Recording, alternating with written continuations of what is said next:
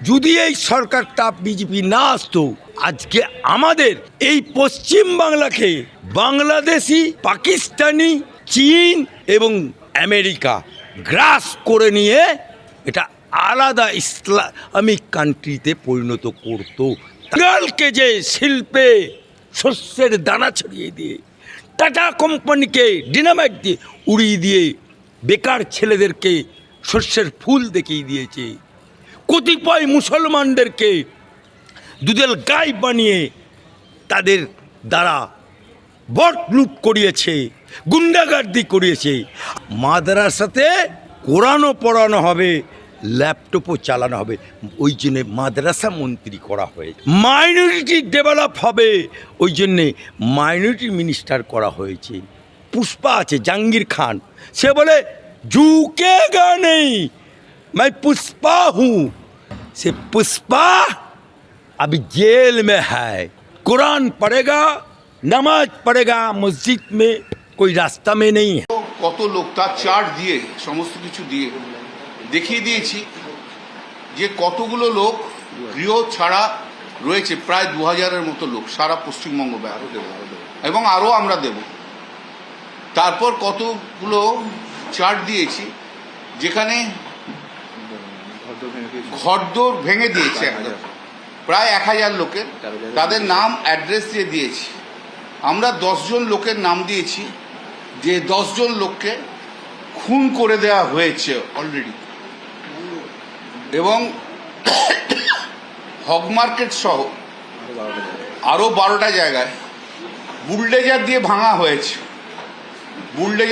হয়েছে, এবং পুলিশ কোনো পদক্ষেপ কোথাও নেয়নি। Police remains idol, police remains একদম চুপচাপ রয়েছে, এবং পুলিশ তারা উস্কানি দিচ্ছে। তারা এই হিংসা, বিজেপির যারা রাজনৈতিক কর্মী আছে তারা যা হিংসা করেছে এবং হিংসা ছড়াচ্ছে, পুলিশের প্রশ্রয়ে সেই হিংসা খুব তাড়াতাড়ি বাড়ছে। এবং পশ্চিমবাংলায় বিরোধীরা যারা আছে তাদের পক্ষে অত্যন্তভাবে এখন difficult to remain in the house itself. এই মামলায় 2021-এ 5 জাজেস বেঞ্চ জাজমেন্ট দিয়েছিল, তাতে সংবিধানের বিভিন্ন ধারাকে ইন্টারপ্রিটেশন করে একটা জাজমেন্ট দিয়েছে। আজকের এই কেসে 2021-এর যে হিংসার ঘটনা বলেছিল সেগুলোকে ছাপিয়ে চলে গেছে অনেক দূরে, মাত্র 5-7 দিনের মধ্যে এই হিংসার ঘটনা ছাপিয়ে চলে গেছে। তাই জন্য আমরা কোর্টের কাছে বলেছি, পুলিশ যখন কোনো কিছুই করছে না, ললেসনেস রয়েছে, সেক্ষেত্রে ইমিডিয়েটলি রেস্টোরেশন অফ পিস আনা দরকার, এবং যাদেরকে ঘরছাড়া করেছে তাদেরকে ঘরের মধ্যে ঢোকাতে হবে, এবং পুলিশকে সব দায়িত্ব নিতে হবে। ললেসনেস চলতে পারে না। এবং আমরা যে জাজমেন্ট দেখি যে সুপ্রিম কোর্টে, এই যে বুলডেজার সিস্টেম, বুলডেজার জাস্টিস, যেটা সুপ্রিম কোর্ট দুটো জাজমেন্টে বুলডেজার জাস্টিসকে পুরোপুরি বলেছে ইট ইজ আনকনস্টিটিউশনাল। ওদের বক্তব্য হচ্ছে যে এই বুলডেজার কোনো অথরিটি করেনি, যদি অথরিটি না করে থাকে তাহলে বিজেপি হুলিগানসরা করেছে, সেই বিজেপি হুলিগানসদের ইমিডিয়েটলি অ্যারেস্ট করা উচিত। আমরা সে কথা বলেছি, আমরা বলেছি ইমিডিয়েটলি এটা করা উচিত। আমার সঙ্গে মামলায় শ্রীমতী মমতা বন্দ্যোপাধ্যায় ছিলেন, শীর্ষণ বন্দ্যোপাধ্যায় ছিলেন, চন্দ্রিমা ভট্টাচার্য ছিলেন, আরও অনেকে ছিলেন, এবং মমতা বন্দ্যোপাধ্যায় আমার সাবমিশন করার পর তিনিও অনেকগুলো সাবমিশন করেছেন যে মাইনরিটিদের ওপর অত্যাচার হচ্ছে, শিডিউল কাস্ট শিডিউল ট্রাইবদের ওপর অত্যাচার হচ্ছে, বিভিন্ন জায়গায় প্রচুর অত্যাচার হচ্ছে, পুলিশ কোনো কিছুই করছে না। পুলিশ এমনকি বলেছে 12 বছরের মেয়েকে তুলে নিয়ে গিয়ে রেপ করবে, সেটাও বলেছে। আমিও বলেছি 2 জন মহিলাকে কীভাবে ম্যানহ্যান্ডেলড হয়েছে, আমরা সে কথাও বলেছি। জজ সাহেবরা মামলা শুনেছে, ওদের বক্তব্য যে না আমাদের কাছে এসব কোনো খবর নেই, কিছু জানি না আমরা।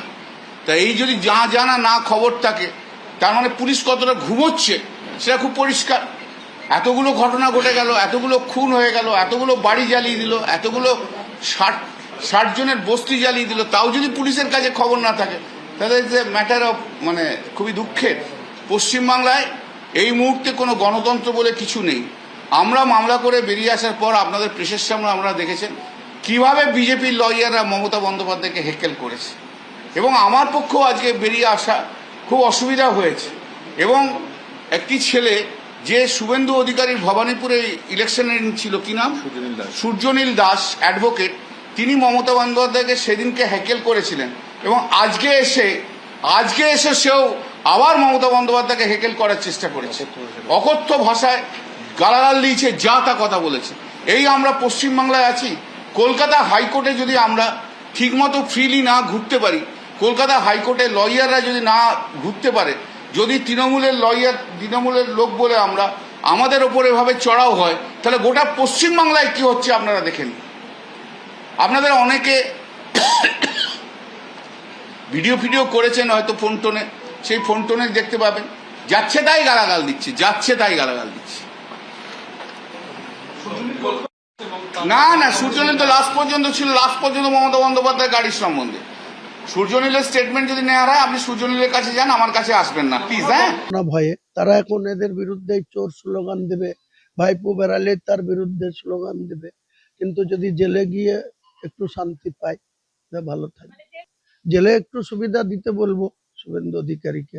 আমাকেও মুর্শিদাবাদে কিন্তু এই চোর ভাইপো টিকিট দিত না, কিন্তু আমাকে সাসপেন্ড করে ভালোই হয়েছে, আমার রাস্তা খুলে দিয়েছে। বিধানসভায় আমাদেরকে সবাইকে চোর চোর বলছে বিরোধী দল বেঞ্চ থেকে, শুভেন্দু অধিকারীরা তখন বিরোধী বেঞ্চে। ওনার কার্যকলাপের জন্য, ওনার ভাইপুর সিদ্ধান্তের জন্য আমরা যারা নির্বাচিত বিধায়ক ছিলাম তৃণমূলের, আমাদেরকে সবাইকে চোর শুনতে হচ্ছে। আমরা যখন সেটা প্রোটেস্ট করতে যাচ্ছি, উনি আমাকে থামিয়ে দিচ্ছেন, বলছে এই হুমায়ুন তুমি থামো, আমি একাই 100। তো উনি আজকে একাই 100 কোথায় গেল? আজকে চোর চোর শুনতে হলো হাইকোর্ট। হ্যাঁ, তা চুরি করলে তো চোর শুনতে হবে।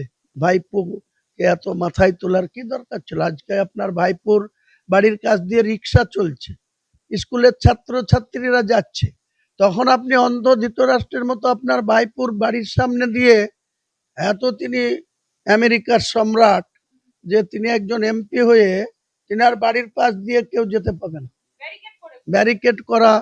এবং আপনার মানে ভাইপুর বউ কালীঘাটে পুজো দিতে যাবে, 20 মিনিট রাস্তা বন্ধ রাখা। আপনার ভাইপু শাহেনশাহ বেরাবে, তার জন্য রোড ব্লক করে দেওয়া, সিগন্যাল 90 করে দেওয়া। এসব ঔদ্ধত্যের জবাব কিন্তু মমতা বন্দ্যোপাধ্যায়কে পেতে হয়েছে। পাপ কোনো বাপকে ছাড়ে না। মমতা ব্যানার্জির পাপের এই প্রায়শ্চিত্ত ওনাকে নিজেকেই করতে হবে। শুধু চুরি করার জন্য, তুলাবাজি করার জন্য, বালির ঘাট থেকে টাকা তোলা, পাথরের গাড়ি থেকে টাকা তোলা, কয়লার গাড়ি থেকে টাকা তোলা, জেলা পরিষদ থেকে লুটা, আজকে সেই